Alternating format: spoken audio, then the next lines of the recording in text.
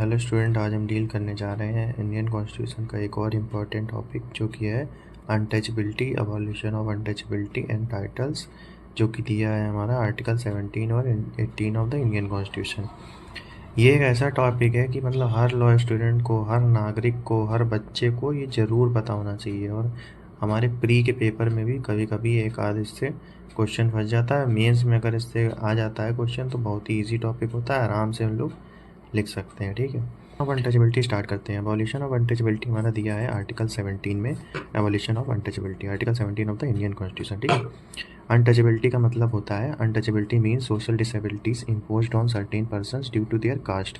मतलब कास्ट के बेसिस पे जो सोशल डिसेबिलिटीज़ लगा दी जाती हैं सर्टेन पर्सन्स पर, क्योंकि उनकी कास्ट जो है वो लोअर होती है या फिर निचले तबके के जो लोग होते हैं उन पे जो एक रेस्ट्रिक्शंस लगा दी जाती हैं सोशल डिसेबिलिटीज़।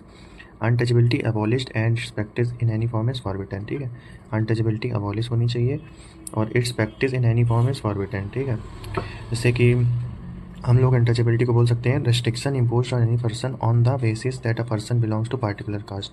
ठीक है, एग्जांपल हम इसका ले सकते हैं, X will not drink water from a well because he belongs to a particular caste. X एक व्यक्ति है जो कि वेल मतलब कुएं से पानी नहीं पी सकता because he belongs to a particular caste. तो ये हमारे मतलब प्रीवियस टाइम्स में, आज़ादी से पहले या आज़ादी के बाद कह लो, ये बहुत ही ज़्यादा था हमारे यहाँ। कास्ट सिस्टम बहुत ही ज़्यादा था, मतलब कि निचले तबके के जो लोग होते हैं वो सब लोग जानते हैं, मैं मेंशन नहीं करना चाहूँगा। तो उनको जो क्या है कि मतलब कुएं से पानी तक पीने नहीं दिया जाता, इतनी अनटचेबिलिटी थी, मतलब उसको छुआछूत हम कह सकते हैं। ठीक है, any disability arising out of untouchability shall be an offence.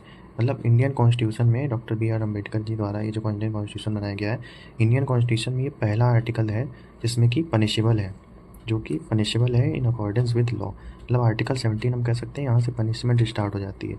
इससे पहले के जो आर्टिकल्स होते हैं फंडामेंटल राइट्स वगैरह, वो इन्फोर्सेबल बाय कोर्ट ज़रूर होते हैं लेकिन उसमें पनिशमेंट नहीं है। लेकिन अनटचेबिलिटी जो है वो एक ऑफेंस है, मतलब पहला एक आर्टिकल है जो कि एक ऑफेंस है, जो कि पनिशेबल है, 6 मंथ इम्प्रिजनमेंट होती है और fine up to 500।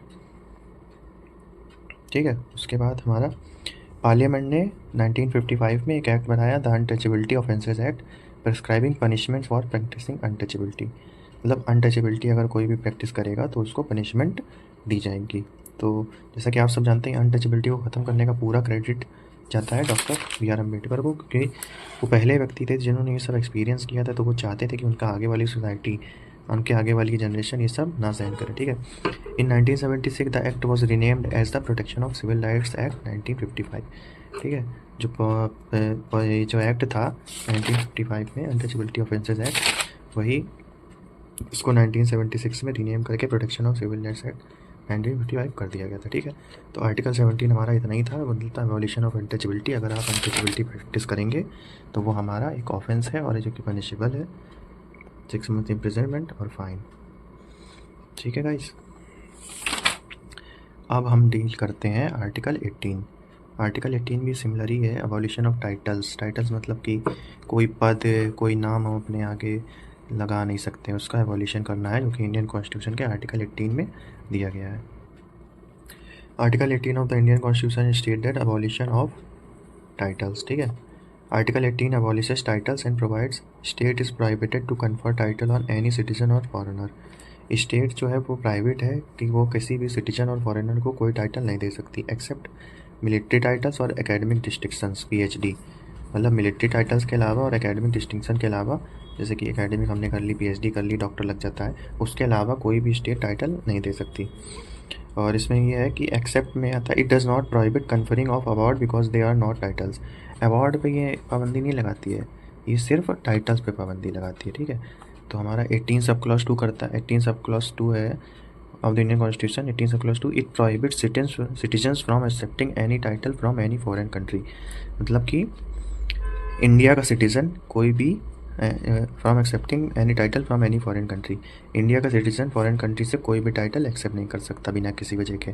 18 sub clause 3 बताता है, it prohibits even a foreigner holding an office of profit or trust under state to accept any title from foreign state without the consent of president. ठीक है, मतलब कि अगर कोई foreigner है, वो इंडिया में वर्क कर रहा है, या इंडिया कोई पर्सन फॉरेन वर्क कर रहा है, वो भी कोई फॉरेन स्टेट से कोई टाइटल एक्सेप्ट नहीं कर सकता without the consent of resident. ठीक है, 18 सब क्लॉज 3 ये कहता है।